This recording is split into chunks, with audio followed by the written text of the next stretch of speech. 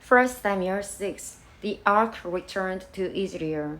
When the ark of the Lord had been in Philistine territory 7 months, the Philistines called for the priests and the diviners and said, "What shall we do with the ark of the Lord?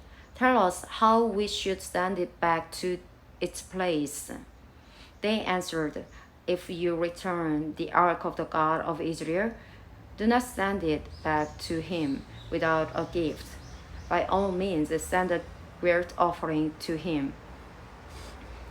Then you will be healed, and you will know why his hand has not been lifted from you." The Philistines asked, "What great offering should we send to him?" They replied, 5 gold tumors and 5 gold rats, according to the number of the Philistine rulers, because the same plague has struck both you and your rulers. Make mothers of the tumors and of the rats that are destroying the country, and give glory to Israel's God. Perhaps he will lift his hand from you and your gods and your land. Why do you harden your hearts as the Egyptians and Pharaoh did, when Israel's God dealt harshly with them?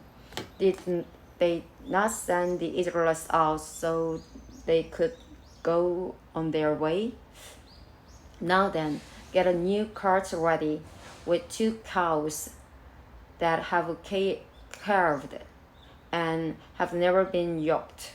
Hitch the cows to the cart, but take their calves away and pen them up. Take the ark of the Lord and put it on the cart, and in a chest beside it put the gold objects you are sending back to him as a guilt offering. Send it on its way, but keep watching it. If it goes up to its own territory toward Bethshemesh, then the Lord has brought his great disaster on us. But if it does not, then we will know that it was not his hand that struck us, but that it happened to us by chance. So they did this.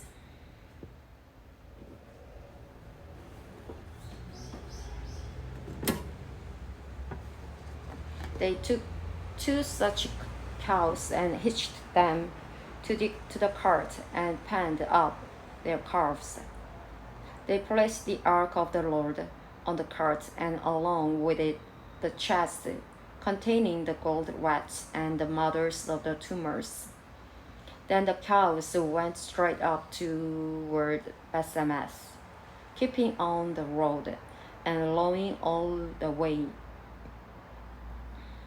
They did not turn to the right or to the left.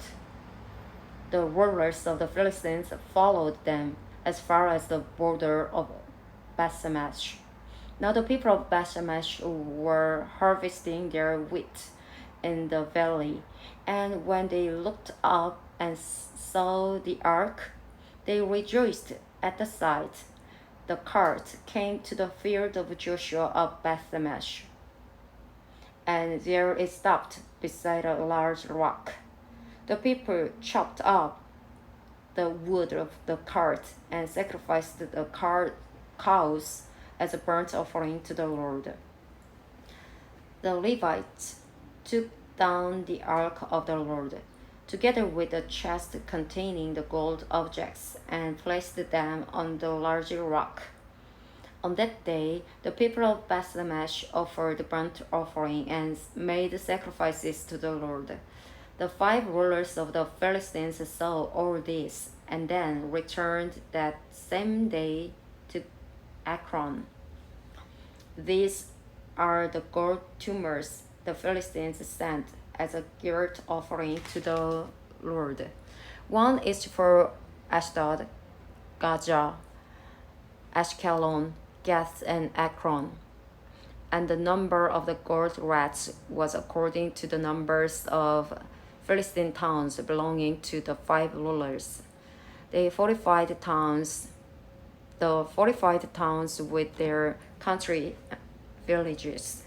The large rock on which the Levites set the ark of the Lord is a witness to this day in the field of Joshua of Bethshemesh. But God struck down some of the inhabitants of Bethshemesh, putting 70 of them to death because they looked into the ark of the God of the Lord.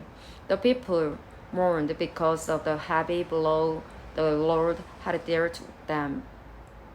And the people of Bethshemesh asked, "Who can stand in the presence of the Lord, this holy God? To whom will ark go up from here?" Then they sent messengers to the people of Kiriath Jearim, saying, "The Philistines have returned the ark of the Lord. Come down and take it up to your town."